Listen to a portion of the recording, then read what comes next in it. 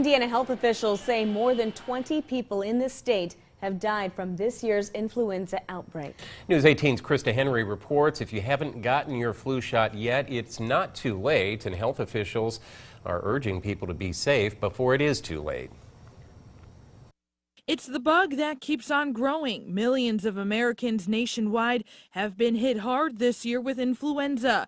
Indiana health officials say 21 people in Indiana alone have died from this year's outbreak.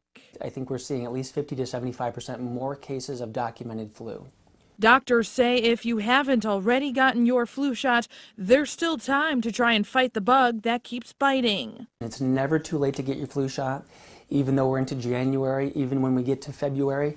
I would encourage people, especially if you're at risk, to get your flu shot. Dr. Schwartz with Franciscan St. Elizabeth Health in Lafayette says those at risk for getting the flu are typically children and elderly, but he reminds everyone to wash hands frequently and seek medical attention if you think you have the flu before it's too late. The sooner you're seen and diagnosed with influenza, the more likely you are to get treated with a medication like Tamiflu.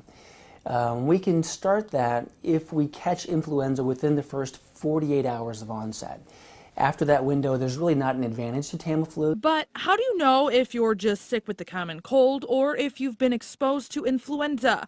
Health officials say because symptoms from the two illnesses overlap, sometimes it's hard to tell, but there are some differences between the two. With the common cold,